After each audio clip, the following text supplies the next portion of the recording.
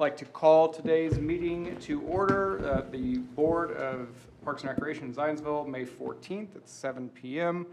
We'll go ahead and do roll call. Vice President Chris Barksdale. Here. Kimberly Lane. Here. Anna Shupall. Here. Chad Dilley. Here. Doug Tischbein. Here.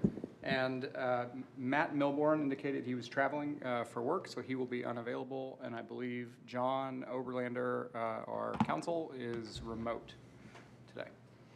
So with that, first order of business, approval of the minutes. These are the minutes from the 4/9/25 Park Board meeting. Do we have any questions or discussion about the minutes? I'll abstain since I wasn't here. I was not either. Wow. Does that give you a You quorum? must have. No questions. Okay. I don't know who's going to second your motion. I move we guess it's you two. Second. Okay, there we go. Okay, motion to approve, second. Got it. Okay. All in favor say aye. Aye. Opposed, same sign. Okay, motion carries. All right, on to public presentations and comments. Is there anyone in the audience here with us on this beautiful day that would like to say anything or has any comments, questions, anything they'd like us to know? And if not in the audience, do we have anyone online? Oh, that's fun. That's my new favorite thing. He like pops up like a whack-a-mole. Okay, that's great. Okay, fantastic. All right, no comments today, so we'll move on to staff reports. Jared. Thank you, Ryan. Good evening, Board. Just to highlight a couple of items from the superintendent report. Crews installed a new memorial bench along the Eagle Creek Holiday Corridor near Holiday Farms. They also installed Dora decals in the village so that the Dora district could go live last month, and also began servicing the public restroom that is near the public parking spaces down in the village. Throughout the month, they had 351 work orders created. Of that, 312 were completed, and 271 of those were preventative. We also recruited for our summer natural resource intern and selected our candidate. So Charlie will be joining us in June for his summer internship with our natural resource division. In addition to that, we had our native plant sale in early May, but we had 846 plants sold for our pilot year. So extremely happy with those results, and we're looking forward to bringing the sale back next year. Contractors completed the center line striping near Town Hall on the Big 4 Rail Trail to improve safety. The Lincoln Park refresh project will be going out to bid soon with a bid opening intended for late June, and that'll be before this body in August. And we have announced that the Turkey Foot pedestrian bridge will be closing on or after May 15th for the bridge rehabilitation, the contract that was awarded last year. So pedestrians and cyclists can continue to use the bridge up until the barricades arrive on site for the closure, and at that point it will be closed through the fall. And that is all from the superintendent report. Hey. Jared, do you have an update on the connector between Elm Street Green and Lions Park? Yes, so we are still in design of that. It's nearing completion. I believe we're pretty close to being ready to submit our floodplain permit for that project. But as far as that, yeah, we're getting it shelf ready. And the anticipation is still that would be a 26 We're project pending budget and all that good stuff? We're taking a look at the budget. It might get pushed back a year or two. Okay. But we've already updated Lions on that, and we might just have a mulch or gravel path in the interim. Okay. Jared, I had just a couple questions. I had received some feedback from members of the community after we brought up the Lincoln Park project last meeting, and I thought some of it was good feedback. And so I didn't know, will there be a process to accept input or feedback as we're looking for those bids? Particularly, just one of the things that stood out to me was somebody had made a comment that they heard we were going to try to make the pathway long enough that they could still have a wedding, but remove the kind of berms or the shoulders on the side of the park. And they had submitted feedback to me that one of the reasons that those were built in the first place was to provide a noise barrier, right? So that things like weddings could happen and have some sort of insulation. I was like, I didn't even think of that, right? And so I think there are people that have maybe been a part of the community a long time who have watched the evolution of that and have suggestions that maybe somebody like myself isn't thinking of. So I didn't, like, is there a way people from the public can provide comment, or we can take that input, or what does that look like? Yes, so we can still receive public input and evaluate that. We could still issue an addendum as the bid goes out, should there be any substantial changes. But we have been trying to reach out to the community. We met with the VRA and other stakeholders of the park to try to discuss some of those changes. And really, we do want to open up the park. We had some conversations on safety. So in place of the berm, there will be planted beds with, knee-high or taller vegetation still. The walkways will be 8 foot wide, but that'll be the only entrance to Oak Street. And then to combat the traffic, which it'll still get overpowered when it's rush hour, is the fountain being placed more towards Oak Street. So water is actually a great diffuser of ambient noises. So yeah, I didn't know that in the 90s the berm was actually placed there for that reason. So we're kind of going back and forth on that. Yeah, and I think that context is really helpful, especially when I think about the fountain, right? Like, that does sound like a great noise buffer. And I think maybe as those questions are asked and we can provide feedback, it would help ease the mind of some of the people who are sentimentally attached to some of the things that are there, because I do think overall it's going to be a really great project, and we can, sounds like are probably already incorporating a lot of the things people are asking about. Yeah, and I'll just add to that. So we did meet with some stakeholders about where we can have native cultivars exchanged for some of the non-natives. So we're exploring those. If they do seem like a good fit, we will incorporate those into the planting plan as well. Wonderful. So. Okay, anything else, Jared, for the superintendent report? That's all this evening. Mindy, Director of Recreation Services. Hey, good evening, everyone. Good evening. So April, we had 1,518, that was like a weird thing to try to put that way, walk-ins into the Nature Center. So while March was a little slow, we've picked back up, and I figure that's going to probably continue through the summer as well.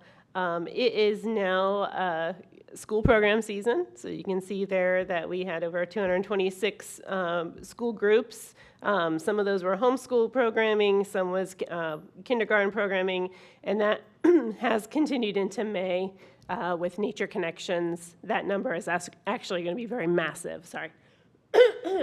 So it's going to be a very massive number for May when you get that one. We had 34 programs in total for April. Just to highlight a couple of things. One is we did a Hoosier River Watch workshop training, since naturalist Rachel Felling is certified to teach Hoosier River Watch. So we had 16 participants for that. It was all-day training, so that's wonderful.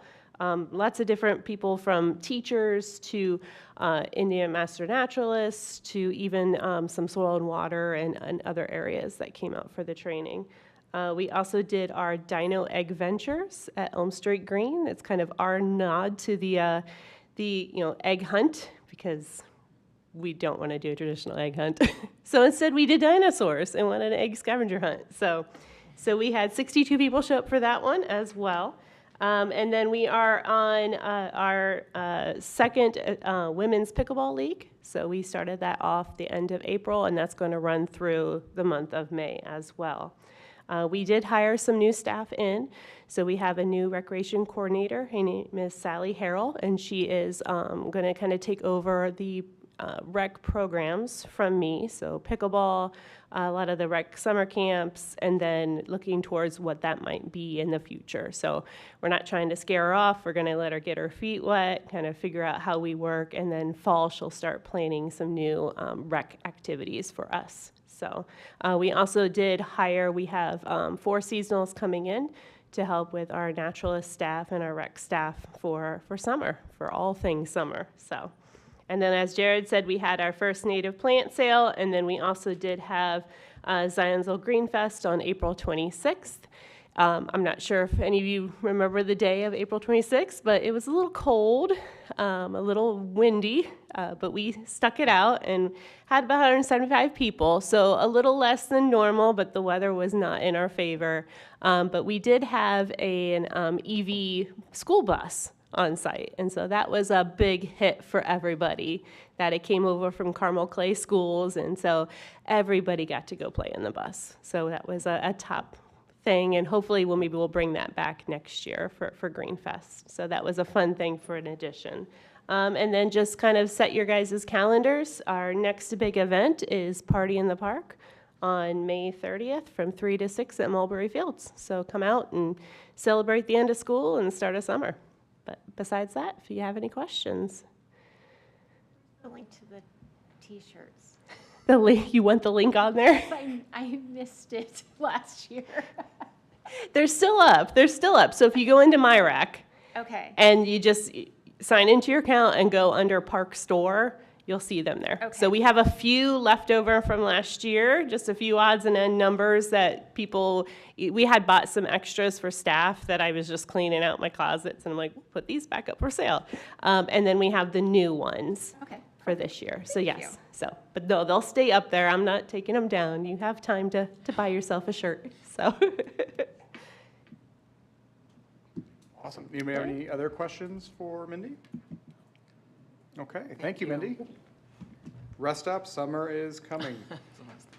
It's like the opposite of winter is coming, right? It's like all excitement. Parks attorney, I understand John is virtual. I don't know if John has any new business for us to discuss tonight? Hi, Park Board. Nope, nothing for me tonight. Just here if you have any questions. Fantastic. Thank you, John. With that, I'll turn it back over to Jared, and we'll cruise right into new business. All right, thank you, Ryan. So the Carpenter Nature Preserve, as the project progresses, we've had opportunities for cost savings with some utility changes, some lighting changes, and facade changes. But this evening for your consideration is a change order to amend a couple of issues. So starting with, we did remove the lighting from the entrance sign on 900. So at the monument, the original plan was to have that lit with electrical service, but going through our own signing permitting in-house with Zionsville, we learned that lighting the sign was not compliant with our current zoning, so simple fix is to remove that from the project. So that resulted in a credit of $4,400. The second is changes to our septic system. So within the base project, there was an allowance for development of a septic system that would serve the pavilion restroom. In going through the local permitting with both the state and the county, we learned that we would be unable to obtain a septic permit for our project site since the elevations and topography of the site have been manipulated in the past. So understanding that, one of the only solutions, since services are not in that area at this time, was to go with the tank system. So this would be a vault in the ground that would catch the particulates and then would be pumped out routinely as it filled. So did a little cost estimates on that for servicing, and with an estimate of 1 to 3 times per year, it would be about $750 per servicing. So not a substantial cost, but definitely some ongoing maintenance costs with that solution, which will serve us well as we await sewer to enter the area. So I know there are several utilities that are eyeing that corridor and how to service over to the LEAP district. So I do feel that there is an accelerated timeline for sewer to enter the area, and at which point we'll be able to hook up. So with that change in scope, we were able to save $22,417.83. The next item is the ticket item, which takes this from a credit to a charge, and that is for the main road stabilization. So as dirt began to turn, the soils were compacted per the specs, and unfortunately they were not able to obtain the proper moisture content. So when we did have the proof roll, which is a loaded dump truck that drives over your base of your pavement, it did fail. They cut it again, compacted it, and allowed for additional drying, but ultimately, this time of year, we're not going to see a large enough window where it's not going to have a weather event that's going to keep that soggy. So that has the potential for delays and additional expenses. So a solution to that would be to add lime to the entrance drive. Once mixed with the soil, it will create a base that is hard as a rock. It will be foolproof, and it will likely pass the proof roll without issue. So for the mobilization cost and the addition of the lime to the stretch of pavement, it would be $74,544.48. And finally, so this evening is change order 2. Change order 1 resulted in a credit, and we noticed that we were not receiving a credit for the performance bond attached to the project. So we got that corrected. It was likely just a computer error. So that's what that fourth item on tonight's change order would be a cost correction, resulting in a $542.23 credit. So approved prior to this evening was a credit of $6,453.13. The change order before you this evening would be in the total amount of $47,184.42, resulting in a total change of $40,731.29, or a 0.08% change to the total contract. We do have around 5% contingency for the overall project associated with this, so this would just be the first chip into that. We will continue to explore cost savings throughout the project as we can as well. Hey, Jared, a couple questions. Talk to me about the boring. Who did the boring? What were the specs on it? And I will defer to Tricia here, who is our construction administration expert. So originally, before the project, Alt Witzig did borings for the foundation and for the drive. And in that report, they had said, hey, these soils may be unsuitable if you're moving them when they're wet. So that's kind of, what we're finding. And it's just, again, the time of year. Alt Witzig is actually doing the testing for the proof rolling now, too. So they've done both of the testing. They're contracted by the contractor now, where they were contracted, as a part of our contract. This is just for the drive, right? Yeah. Okay. Yep. When we start to dig for the building, what are the specs on the boring there so we don't get caught off guard with this again? So they'll lime the drive and the parking area, and it actually includes lime for the building pad too, but there's also foundations that are part of the building pad that will be excavated down to get to more suitable soil in addition to that. Okay. So, but that square footage is already accounted for in the number you have. Okay. What did they find? Just a bunch of fat clay, or was it? Sandy clay. Oh, okay. It was a fairway. So, and again, if we were in August, September, it might, we don't know, but it might pass the proof because it's dry. But yeah, it's that sandy clay at the top of it that's just making it mushy the more they move it. Well, I think long-term, this will certainly be a more stable base regardless, so. 2 questions. Jared, I heard you mention the lime should help stabilize it. Is there any further definition around should and the likelihood that it doesn't? There's probably a 95% likelihood that Okay. it will. That's just anytime you're talking about soil or rock or anything in the ground, there's always the chance that something odd could happen. But lime is used and has been used historically for a very long time in these situations. Actually makes it so the soil doesn't have to be at that ideal moisture content. You can work with it not as wet as it is today, but you can work with it a little bit wet to get the lime in it. So it's as close as we can get to. It should pass the proof, but there's no guarantees. And if it didn't, is it just more lime is added, or what is the next step? There's other options. It could be more stone. It could be a geotech grid that helps disperse weight. But, we did fail the proof roll, but it wasn't, it was substantial enough to fail. But with our golf course, when we did the cart paths there in the floodplain, we saw substantial, multi-foot ruts, which was that failure. So it definitely could be worse. We just happened to fail, and it probably won't resolve itself in a quick time. I don't have any more questions about the change order. I think I just have more kind of comments or questions or just kind of thoughts about how to govern this project going forward. Because this is the riskiest thing we're going to do as a board, is executing Carpenter right now. This is the riskiest thing we're going to do.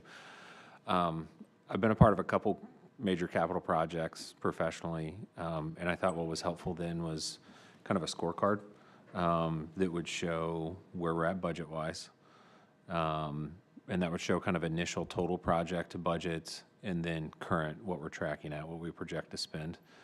I think having a line on there on contingency so that we can look month to month where we at with contingency, because I'll be honest with you, I think we're less than 5% now. We're at 3.5% contingency. We're just now getting into the ground. That makes me a little bit nervous within that. And then I think through, probably speaking more of the construction language, you probably have done a pull plan or a vertical value stream map, something of that sorts, something that has kind of high-level major milestones, so we can track in a scorecard if we're pacing on time and if we're pacing on budget. And keep it high level for us is what I would like to see, and I can work with you on some examples of that, because I think as we think about how we're stewarding the resources, this is a big line item. We've got a lot of resources committed to it. We want to do it well. We're committed to it. We want to do it well. But we also want line of sight to make sure that it's being done appropriately. So I can work with you on that and kind of sketch it out, what we're looking at.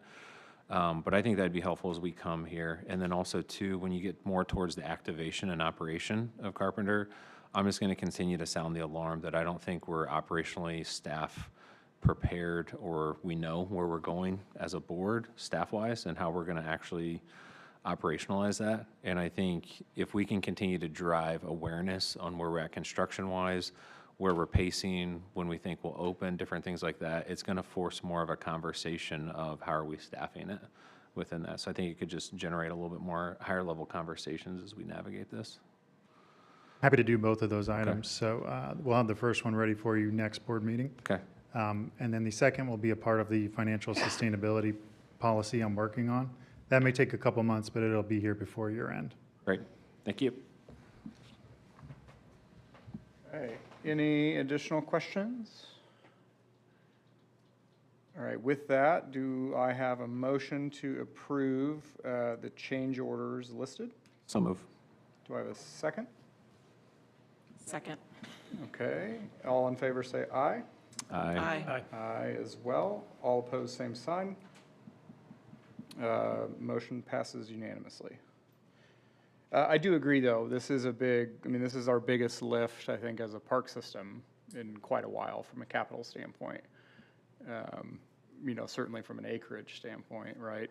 Also from a dollars. So, but I also think it's one that is poised to have maybe one of the most significant impacts in generations on our community. But to your point, we need to do it properly. Mm-hmm.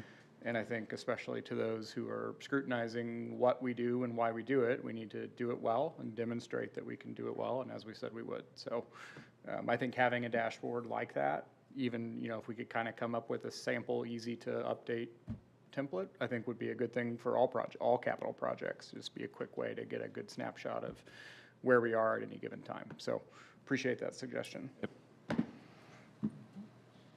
Are we on to old business, or is there another item in new business, Jared? That is it for this evening. Okay. No old business is listed. Does anybody on the board have any old business they'd like to discuss? I might have one thing. Back in March, I think I spoke to you about this, the $15,000 spending threshold. I don't know if we need to further define that in between CapEx and OpEx. Because it depends, I don't know how you guys look at OpEx, but, service contracts, maintenance contracts, if that annual is $15,000, is that signatory or non-signatory? I'm just looking for a little bit of clarity and definition on how we would want to further define it, if we even need to. I'd assumed it was all. Yeah, I'd assumed it Yeah, was all. I think the way it was written, it was for services or goods, either one. So then if it's an ongoing monthly annual expense, is that 15 for the month, or is that 15 for the total? I think it'd be for the total contract. Because we'd have to approve it, you'd have to evaluate it based on the total contract, right? Yeah, yep. So if it's more than 2 a month is what you're getting to, then that would be. No, I think he was saying what if there's an expense that's $14,999 a month instead of an one-time expense? You'd have to approve that expense on the contract duration or total value of the contract. Yeah, if it was a month-to-month contract for that, maybe not, but generally we don't sign contracts like that. So, at least they're usually annual. So you'd look at the total value of the contract.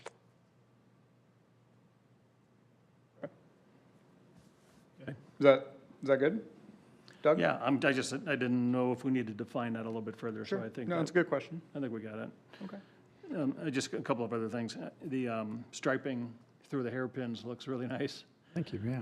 I was on it the other day, and it looks like people are kind of staying in their lane, so that's Excellent. pretty neat. Couple of questions for you. The new signage that the town has installed, when I was going out Whitestown Road to 875, County Road 875 East, they have on that sign, they have the athletic complex and the rail trail. But they didn't have Heritage Park. They wanted a consistency around the whole community, so there's a limited number of blades for those. So that just didn't make that list. Is that something that we could add, or? That was the DPW project, since those signs are within the right-of-way. We could certainly pass that along. I don't know if we need to or not, but Yeah, no, kind of looks like we were. fair point. Construction site of Mulberry, looks like it's well secured, so Yep. appreciate that. Yes, sometimes contractors need a nudge or two, but they have a secure perimeter fence around everything they're working in now. The amount of people that go out there for the rugby is very impressive, and I was out there one night and I saw the fence down and pedestrians wandering in places that they shouldn't have been. So I appreciate your action on that. Last one I have is I also noticed that there's a high volume of school pickups that takes place and drop-offs in Mulberry. Has that ever been of a concern, or is that something that we've dealt with in the past, or we? That is the culture of our community. There's no issue with it unless we need to close the drive for whatever reason, whether that would be resurfacing or when we've had events where we close the circle drive. But usually we attempt to communicate that out early, but ultimately it is our parking lot, but we're more than happy to share it with the middle school during pickup. Great. And that's not the only way to pick up. Correct. Right, Yep. that's the shortcut. That's the For shortcut. for those of us who Yeah. know. It's Right. the unofficial, but, and I think, I mean, safety-wise, that would be something to touch base with the school about and see if they have concerns. But I would assume that if they did, that they would have reached out. I mean, they're not oblivious to what's going on. I think that's been going on for a couple decades now. Yeah. Yeah, there's no doubt. I know when my kids went through, I don't think Mulberry wasn't even there, so Yeah. we had to deal with the traffic in the streets, and it was a lot different. So that's everything I had. I appreciate Yep. everything that you've done. Thanks. Of course. Doug? Any other new old business? Okay. I had one quick question, Jared. I got an email from a constituent about, I believe it connects off Turkey Foot. So the 975 and 375 intersection where the old bridge was torn down and it's now pathway for the Parks Department, is that right? Yes. Is that part of the new timeline that you kind of announced to us, that you think that will all be complete by fall? So the contract for that railing was before this board and approved last year. So we encumbered those funds. The railing was fabricated and it had the painting that will match the existing bridge placed on it. The paint job didn't pass spec, so they had to stripe it or scrub it down to bare steel and try again. So it's gone through that process, and any day now we should be hearing from them about when the actual install will be. That is the last component for opening that corridor safely. Okay, and is there an anticipated timeline? Working, we really hoped for March on that, but it should be relatively soon. I would guess by midsummer. March, you said? March was the original before the Of painting this year, you issue. were hoping? Yeah, yeah. Okay. And it was all because it didn't match spec on the Holiday Farms Bridge, right? I don't know that it didn't match color. It was more the painting application Okay. wasn't consistent with what, it was actually denied by the fabricator. We didn't even look at it, so. Okay.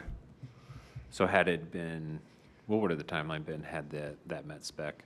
March. March, So okay. our crews placed some 2x10s on the deck to anticipate that railing, and those have been there for just about 2 months now. Yep. That answers my question, thank you. And that was, just for the sake of clarity, that project was done in an effort to not materially change the aesthetics of the Holiday Farm Bridge, right? Yes, so when you transpose something into a pedestrian route or, a trail, there are some best practices as far as railings and items like that. So the existing railing was not consistent with the safety parameters. I mean, if you do go out there, you can see how easily a kid could go under or a bike tire could go over. So this new railing will match and is not supposed to detract at all from the aesthetic of the bridge, but provide that safety that we need to open it up to the community. And we needed to do that for safety, and so they didn't have to change all the logos on their hats to a different bridge. So, I mean, like, we joke about that, but in all fairness, that is that's a business that's added a lot of value. It's added a lot of taxable value, so we can joke about that, but there is an element of truth to that's what I was mindful of as we went through that project.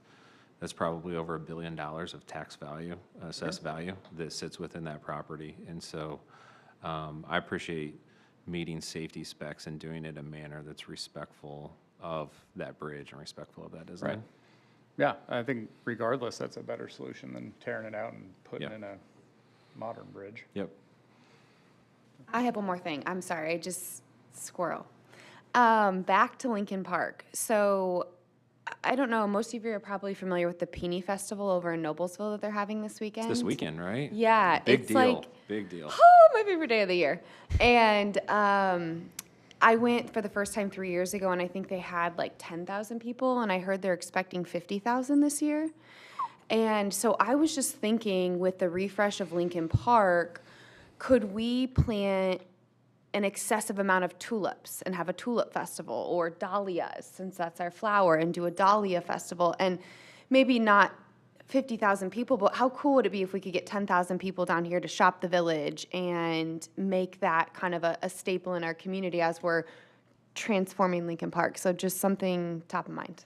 So we've already begun those conversations with partners that could care for those dahlias if and when they were planted. So, Wonderful. yep. More to come on that. I'm afraid to ask. We was doing so well. Said we were going to set a record, and I told you, don't talk No, about it. We're doing great. I appreciate, especially too, if you have questions from folks that you're bringing to our attention. I think that's great. So, Yep. all good dialogue. We're still making great time. So, any other new old business? Nothing from you, Squirrel? Okay. I would, I'd say I've been, had the opportunity to play on the golf course a couple of times, and with strangers, first-time guys that I've met, and the comments are coming back very positive about the changes that are being made down there. So, Great. yeah, it's been really, really refreshing to hear the comments from those guys that are on these leagues, so I think they're doing a good job. That's great. Good to hear. I haven't had a Did you chance say to get next out there. board meeting we're having at the golf course, or no? Ryan, What- president? Clubhouse one is hole at a done? time. Yeah, maybe we're in the 19th hole or 10th hole in our case is built. Have a nice venue for that, for a little field trip. Yeah, I haven't had a chance to get out and play yet this year, but I'd be excited to see what they're up to out there. Okay, any other board-related items? I don't believe there are any. Jared, unless you have anything you want to add to the agenda? Nope, we can keep on moving. Okay. Has everyone had a chance to look over the claims that were in the register in the packet? And are there any questions or concerns or anything that anyone would like to discuss as part of those? And if not, do I have a motion to approve the claims? Moved. Do I have a second? Second. Okay. All in favor, say aye. Aye. Right. Aye as well. All opposed, same sign. Hearing none, motion passes unanimously, claims approved. Last and final item, do I have a motion to adjourn? So move. Second? Second. Oh, you're on it. All in favor, say aye. Aye. Aye as well. Meeting is adjourned. Thank you.